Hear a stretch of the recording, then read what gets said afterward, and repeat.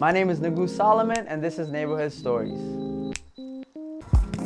Yes, rock. Yes, rock.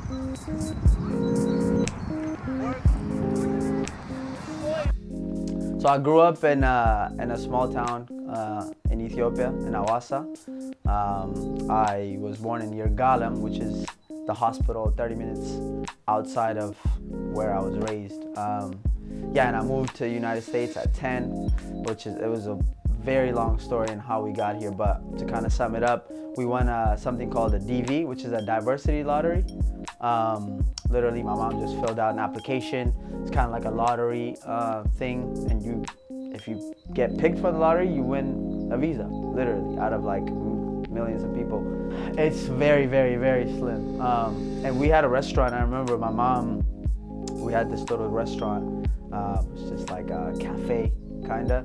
And there was always these kids that walk by with the lottery, literally holding it. And I remember my mom just literally called him in, and she's like, "Hey, come." And my dad's sitting there, and she's like, "Oh, I'm just gonna fill it out." She fills it out. My dad filled one out. They gotta put me and my little sister's name on there. Send it back. You forget about it. A couple months go by. Somebody comes to the restaurant on a bike, and they're like, "Hey, Solomon, like, I think I saw your name. Like, they're actually doing the DV. Like, I think I saw your name on there. Like, you guys should go." And my dad, he doesn't really care. He's like, whatever, I'll check it later. My mom overheard. She takes a bike. Apparently, she goes, and she's like, "We won. Like, our name is literally on there." And then my dad is still super nice. He doesn't really want to leave, right? He's just like, oh. Eventually he finds out, and he's like, "Oh shit, this is serious." And then a couple months go by. We sell our house, sell the restaurant. You need a little bit of capital in order to buy the ticket and all that stuff. And yeah, we just pulled up. Yeah. So another dope story with that is my dad was a professional soccer player for the city, Hawassa, which is the team that I go back to every year to do preseason for now. So I would watch his games, I would go to his trainings. He was also a coach and also a chemistry teacher at the high school. So he would go teach in the morning, and then afternoon he would go train and play. And it was about the times where he was retiring when my little sister was being born, and he would just play with his friends at that time and just watch Arsenal games with me. And even though I somehow grew up to hate Arsenal, but that was like my memory. It was like learning from my dad being a huge soccer player in the city. Even to this day, like when I go back and to do these preseasons, people are literally like, "Oh, you are the son of like Solomon Goje." That's what they call him, Solomon Goje. It's just a nickname that he had. Apparently he was like this fierce center back, and I'm not a defender at all. So I think I was just I love the game as much as him, but I wanted to be the opposite of who he was. And so I became a Man U fan and then an attacker. I don't know if he cares that much. I don't think he really cares, but I think that's where my soccer, football love started from. And, Ethiopia is huge. It's the main sport. We might not be making the World Cup, but every street, every corner, every kid, barefoot, not barefoot, cleats, everyone's playing soccer. So you kind of are born into that. Those are my early memories. Yeah, I remember like early days in elementary school at Lafayette. The only time I really felt like I could express myself was at recess or like at lunch, because there was a lot of Latino kids that went to the school as well. But also it was very like African American populated, so no one really played soccer except for like a group of kids. So we would just go grab a ball, and I would be able to communicate with them in that way. And eventually, like, I got into getting into teams, and I did a lot of training on my own. My mom would take me to the park. That was my way of like speaking, to people.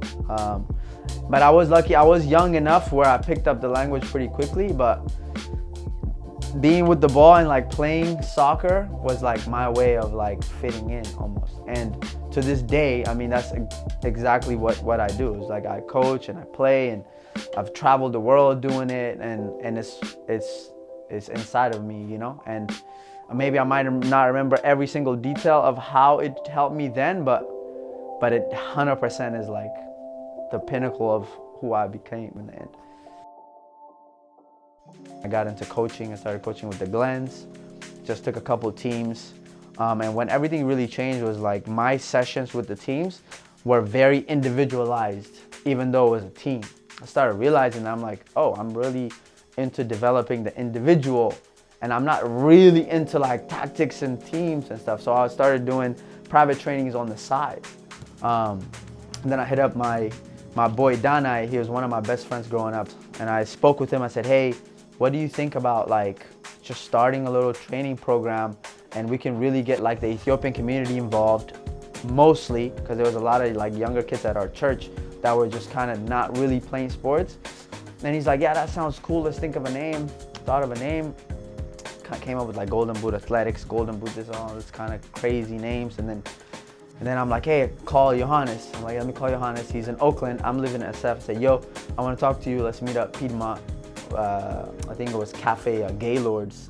We met up. We actually showed up late. He was upset. If you know Johannes, he'll be late, but if you're late, he's very upset. Anyway, I remember we walked in. He's like looking at me like, you're late. We go and we just told him the idea of what we're trying to do, because he was doing sessions here as well. Like in Oakland, he would do some sessions for the Eritrean kids and some sessions for some of the club teams he was working with. And we're like, look, man, why don't we just run with this? Like, we're already doing sessions. What if we just made it a thing? And he's like, yeah, I'm down. So we met up again the week after and literally drew the logo on the spot off Google. We drew it, sent it to my friend who like digitalized it, sent it back to me. And then I started an Instagram page that week, did some sessions in SF, recorded it, and I cannot tell you the rest. It's because it just went like this. And then I'm here. Almost 5.5 years later, we've probably touched the lives of like so many different players. We've ran into pros who have retired now full time, ran into kids who are playing college now, or college who are playing pro now. So the journey has been just like crazy in terms of trying to put it in one thought. But I would say like the biggest thing is like the relationships and the community that we've built around these people and these kids. The impact that we've had on them, the way they've changed as players, but also as like individuals. Our characteristics inside of them, like the values, you know, the dancing, the culture.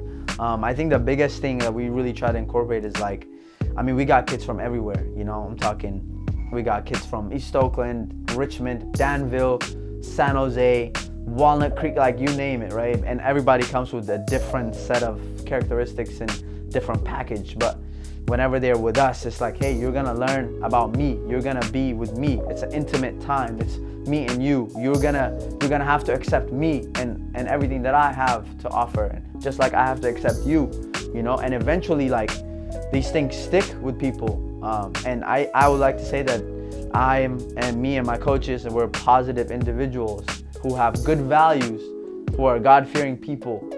You know, we try to do right. So we try to instill that into these kids, you know. I say people come for the training, but they stay for the people. Like, that's what it is. The training at this point is like, a lot of people do it.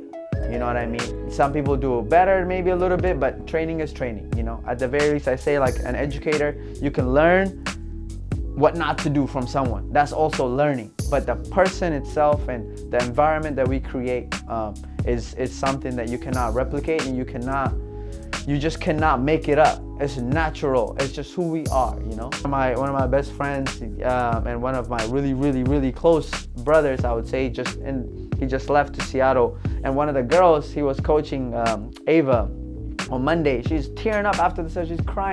She's crying, and I'm like, yo, what's going on? Like, they gave him a ball, they signed it, and she's hugging the mom, like, hey, what happened? She's like, oh, she's crying because Neb is leaving. And I'm talking about like hugging the mom, like sobbing. And the mom turned over to me and she said, Goose, man, you guys have a bigger impact than you think. 5 years looking back, I think that is like what makes me the most happy, is like the impact we leave on these kids, man, as individuals, because they always progress as soccer players. It's inevitable. They will get better. That's not gonna change, but they become good people, man, and they feel respected by me, and they feel comfortable around me, because we've created that for them, and that's Golden Boot as a whole, not just me or Johannes or this person, but everybody in collection, right? And that's the identity, and that's what's, I think, fruitful about everything. Like growing up playing soccer here, you guys have the same experiences as me. It was just kind of like Bay Oaks, you go play, you make friends, it's just kind of repetitive of the same patterns, and the better players often leave looking for better opportunity. And that was the culture here. That was what it was, you know? Even in high school, like I didn't really know how to apply to college. No one really held my hand and told me how to do it.